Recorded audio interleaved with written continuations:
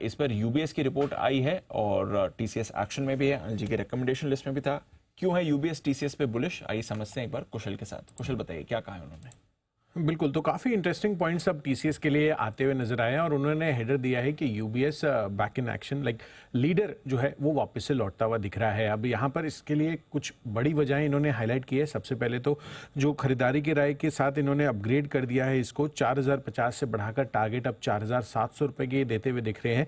इसके पीछे सबसे बड़ी वजह ये मानकर चल रहे हैं कि इंडस्ट्री में सबसे ज़्यादा आय ग्रोथ और मार्जिन ये दर्ज कर सकते हैं relative to other peer group जो इनके हैं। और स्पेसिफिकली आप 25 और 26 जो वित्तीय वर्ष है उसमें देखें तो इन्होंने अपना ईपीएस अनुमान भी 3% और साथ ही 9% से बढ़ाते हुए दिख रहे हैं, क्योंकि ये मानकर चल रहे हैं कि जो 9 महीने FY24 के बीतते हुए नजर आए हैं उसमें जो बड़ी डील्स इन्होंने अनाउंस की है, जिसमें BSNL, NEST, अवीवा, ये सब बड़ी डील्स की रैंप अप होने से कंपनी की आगे चलकर आपको आय ग्रोथ में एक बड़ा इजाफा देखने को मिल सकता है अगले 12 से 18 महीनों में। इनफैक्ट यहाँ पर ये डील रैंप अप की वजह से कंपनी की ग्रॉस मार्जिन में भी आगे चलकर सुधार आता हुआ दिखेगा और क्लाउड माइग्रेशन प्रोजेक्ट्स में फिर से अब रिकवरी लौटती हुई दिख रही है, जिस कारण से एक और एडिशनल ग्रोथ ट्रिगर आपको देखने को मिल सकता है। इनफैक्ट अट्रिशन दरों में जिस तरह की गिरावट होती हुई दिख रही है, लगातार हम देख ही रहे हैं कि तमाम आईटी कंपनी के लिए पिछले कई क्वार्टर से हम अट्रिशन रेट में लगातार गिरावट देख रहे हैं, तो उससे भी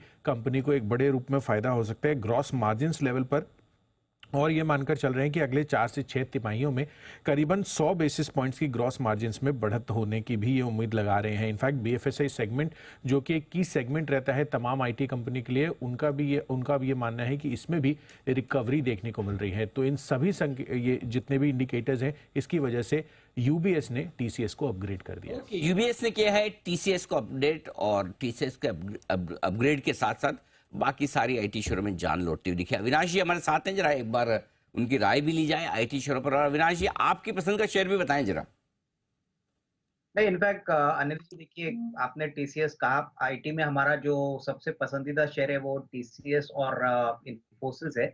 हमको लग रहा है कि देखिए लार्ज कैप में बहुत समय तक अंडर परफॉर्मेंस देखने को मिला था, लेकिन अगर इन कंपनीज की बैलेंस शीट्स देखे, इनकी बिजनेस मॉडल को देखे, तो मुझे लग रहा है कि जैसे जैसे यूएस मार्केट्स में थोड़ी क्लैरिटी आएगी, आईटी बजट्स बढ़ेंगे, तो यहाँ पे इसमें कोई डाउट नहीं कि ये बेसिकली कैश रिच कंपनीज है। इनका ऑपरेटिंग लिवरेज जब ऑब्वियसली काम में आएगा तभी बाउंस बैक भी काफी तेजी से आएगा। हो सकता है कि आने वाले 2-3 क्वार्टर्स थोड़े से स्लो हो, बट एट करंट लेवल्स मुझे लग रहा है कि इसमें कोई डाउनसाइड की गुंजाइश नहीं है, क्योंकि जो भी नेगेटिव्स है वो ऑलरेडी प्राइस में फैक्टर्ड इन कर चुके हैं। तो मेरे ख्याल से देखिए, अगर किसी को लॉन्ग टर्म निवेश के लिए अपना पोर्टफोलियो बनाना है तो ये बहुत अच्छे वैल्यूएशंस है जहां पे ये एक्यूमुलेट कर सकते हैं। थोड़ा सा लंबा समय का एक टाइम फ्रेम रखिए तो जरूर पैसा बनेगा, बट हाँ, शॉर्ट टर्म में मुझे नहीं लगता है कि इसमें कोई बड़ी तेजी आएगी। लॉन्गर टर्म में यानी कम से कम 12-18 महीने का अगर आपका टाइम फ्रेम है, तो मुझे लग रहा है कि जब आईटी साइकिल वापस तेजी पकड़ेगी तो ये बड़े कंपनीज को आपको बिल्कुल इग्नोर नहीं करना है। और हमारा भी चॉइस यहाँ पे टीसीएस और इन्फोसिस है।